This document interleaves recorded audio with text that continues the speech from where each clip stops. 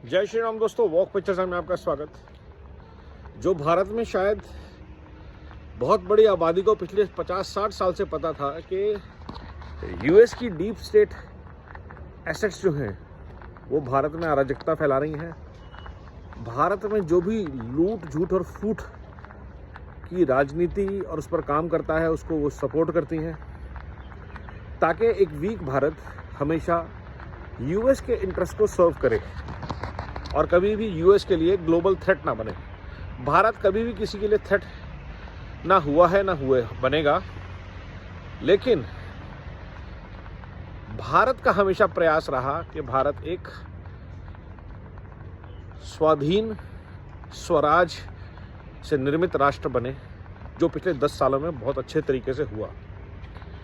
आज जब Elon Musk US की डीप स्टेट की एसेट्स को खंगाल रहे हैं, यूएस एड एक पहला नाम है, अभी CIA, पेंटागन और ना जैसे ऐसी कितनी बॉडीज़ के नाम आएंगे जो ग्लोबल लेवल पे हर एक कंट्रीज़ में, डेमोक्रेसीज़ में जो लोग एंटी गवर्नमेंट हैं, एंटी स्टैब्लिशमेंट हैं, एंटी सिस्टम है, उनको सपोर्ट करते हैं और हर जगह मौके की तलाश में रहते हैं। कोई ना कोई ज़ेलेंस्की, कोई ना कोई राहुल गांधी, कोई ना कोई ट्रूडू खड़ा करे, और जब वो ट्रूडू हाथ से निकल जाते हैं तो उनको निकाल के बाहर कर देते हैं, जैसा कि अब ज़ेलेंस्की के साथ होने वाला है, या राहुल गांधी के साथ तो हमने ही कर दिया।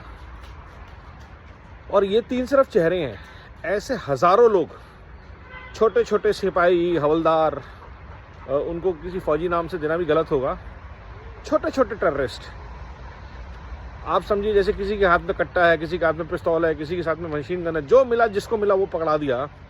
सिर्फ एक काम कि आप अराजकता फैलाइए अपने देश में, अपने समाज में, किसी न किसी इशू को लेके, कभी फार्मर्स के नाम पे, कभी CA के नाम पे, कभी NRC के नाम पे, कभी माइनॉरिटीज़ के नाम पे नैरेटिव चलाइए, फंडिंग हम देंगे।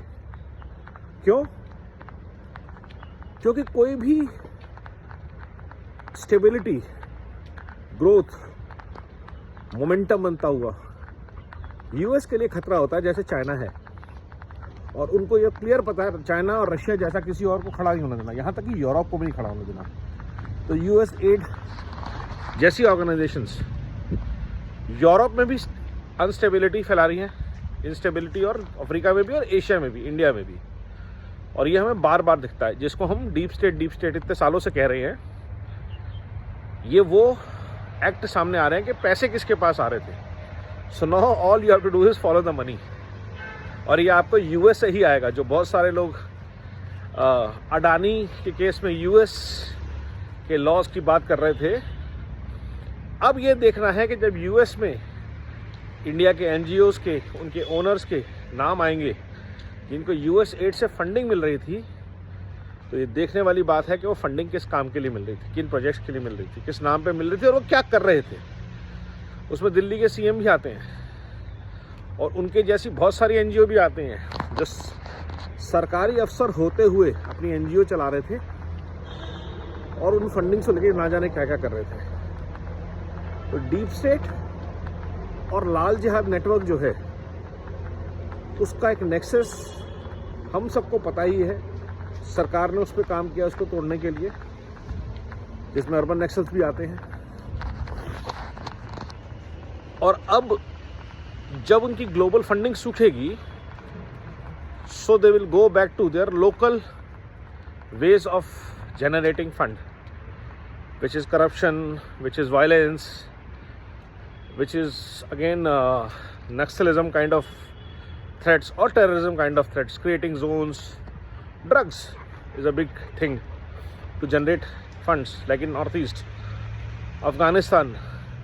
So ये जो क्रैकडाउन हो रही है यूएस में, इसका ग्लोबल रिपरकशन होगा, इंडिया में भी होगा। India has to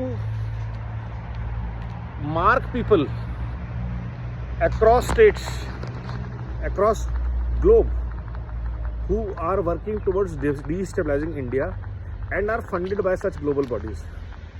Amnesty International भी आएगी इसमें, और बहुत सारे आएंगे, कुछ ग्लोबल पीस के लिए आएंगी, but their ultimate goal is to promote people like Panun, गुरपनवंत जो भी है नाम है उसका टेररिस्ट का, या शर्जील इमाम जैसे लोग, यासीन मलिक को जो लोग मसीहा ऑफ पीस बोलेंगे, बरखा दत्त, और वो जो हमारी एक बुक राइटर थी कोई, वो मेधा पाटेकर, ऐसे बहुत सारे नाम आएंगे आपके जिनको कहीं ना कहीं से फंडिंग मिली भारत को डिस्टेबलाइज करने के लिए।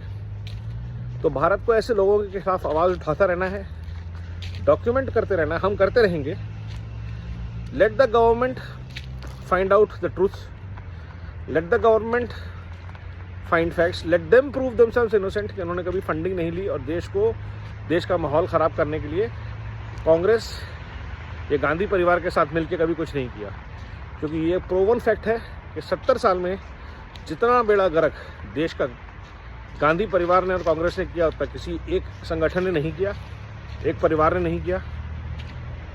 और ऐसी अराजक शक्तियों को खड़ा करने के लिए जितना काम एक परिवार और एक पार्टी ने किया है उतना किसी ने नहीं किया। आप खालिस्तान से लेकर कश्मीर तक से लेकर एलटीटी तक, पार्टीशन से लेकर के कहीं भी चले जाइए, कोई भी रास्ता देख लीजिए, जितना खून भारतवासियों का, जितनी बर्बादी भारत की कांग्रेस और गांधी परिवार ने करी है। पहले गांधी ने देश का बंटवारा किया, दूसरे गांधी ने देश में इमरजेंसी लगाई, खालिस्तान किया, तीसरे गांधी ने एलटीटी किया, कश्मीर किया। ये था गांधियों का योगदान भारत में पिछले 75 साल में। गांधी नेहरू परिवार को इसलिए उनके नाम क्या कि नेहरू लगता है, लेकिन 3 गांधियों की बात करें तो उनकी ये गिफ्ट है भारत के लिए। And obviously they were deep state assets. सोचिए, विचार कीजिए। अभी और परत खोलेंगे इलॉन मस्क, आज पेंटागन का हिसाब खुलेगा और फिर शायद CIA का नंबर भी लगे, तो बहुत सारे अरबों खरबों रुपए की चीज़ें सामने आएंगी कि किस तरह से US के टैक्स पेयर्स के पैसे को ग्लोबल जिहाद को, लाल जिहाद को, डीप स्टेट को एम्पावर करने के लिए किया गया। नमो भारत, वंदे मातरम, जय हिंद।